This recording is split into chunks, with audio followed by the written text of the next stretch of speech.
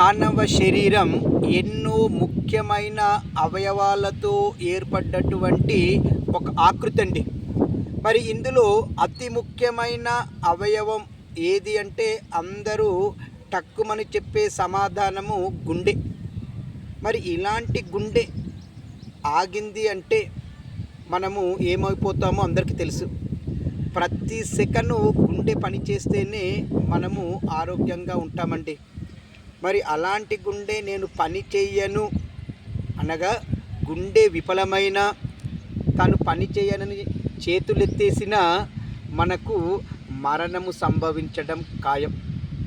మరి అలాంటి గుండె పని చేయనని చెప్పేసి చేతులెత్తేసిన గుండె విఫలమైన మరి ఆ ప్లేసులో మనము ఆ గుండె ప్లేసులో గుండె మార్పిడి చేసి కొత్త గుండెను అమర్చి కాస్త కూస్త కొన్ని రోజులు బతుకుతున్నామండి.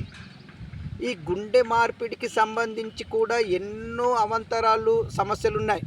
అంటే గుండె మార్పిడి చేయాల్సిన వాళ్ళకి అలాంటి పరిమాణంలో ఉన్నటువంటి గుండె దొరకాలి, మరియు అంటే ఆ దాతలు దొరకాలి, లేదా జీవన్మృతుల బాడీల నుండి తీసినటువంటి గుండెని అమర్చాల్సి ఉంటుంది. అది కూడా సరితూగితేనే అమరుస్తారండి. ఎంతో వ్యయ ప్రయాసలతో కూడినటువంటి ఈ గుండె మార్పిడికి సంబంధించి ప్రపంచవ్యాప్తంగా చాలా పరిశోధనలు జరిగాయి. అయితే ఈ మధ్యకాలంలో ఆస్ట్రేలియాకి చెందినటువంటి ఒక ప్రఖ్యాత శాస్త్రవేత్త, వైద్య శాస్త్రవేత్త అయినటువంటి డేనియల్ టిమ్స్ కనిపెట్టినటువంటి బైవకోర్ కృత్రిమ గుండె వీటికి అద్భుతమైన సొల్యూషన్ చూపెడుతుంది. ఈ బైవకోర్ కృత్రిమ గుండెని టైటానియంతో తయారు చేసినటువంటిదండి. ఇది దాతలకి అమర్చినట్టయితే మనము అసలు గుండెని అంటే సరితూగే గుండెని మార్పిడి చేసే వరకు ఈ టైటానియంతో తయారు చేసినటువంటి బైవకోర్ కృత్రిమ గుండె కొన్ని రోజుల వరకు పనిచేస్తుందని, ఆ లోపు మనము సరైన దాతల నుండి గుండెను సేకరించి అమర్చగలుగుతామని చెప్పేసి డాక్టర్లు తెలియజేస్తున్నారు.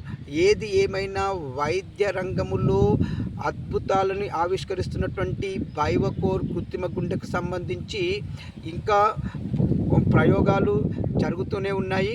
మున్ముందు ఇవన్నీ పూర్తిగా సఫలమవ్వాలని ఈ బైవకోర్ కృత్రిమ గుండెని ఆవిష్కరించినటువంటి శాస్త్రవేత్త డేనియల్ టిమ్స్ని నా ఛానల్ త్రూ వ్యక్తిగతంగా నేను అభినందనలు తెలియజేస్తున్నాను. ఏది ఏమైనా మనిషి తలుచుకుంటే ఎంతటి అద్భుతాలైనా చేయగలడనడానికి నిదర్శనము ఇది కూడా ఒకటి. ఇదేనండి బైవకోర్ కృత్రిమ గుండె కూడా ఆ ఆవిష్కరణలో ఒక గొప్ప ఆవిష్కరణగా మనం భావించవచ్చు. ఏది ఏమైనా మునుముందు వైద్య శాస్త్రంలో పెను సంచలనాలని నమోదు చేయనున్నదనిపిస్తుంది. మరి ఈ బైవకోర్ కృత్రిమ గుండె గురించి మనము చెప్పుకున్న దాన్ని బట్టి చూస్తే ఎనీహౌ ఏది ఏమైనా గుండె సంబంధిత బాధితులకి ఇదొక గొప్ప శుభవార్తగానే నేను తెలియజేస్తున్నాను. ఇట్లు దినేష్ గంగస.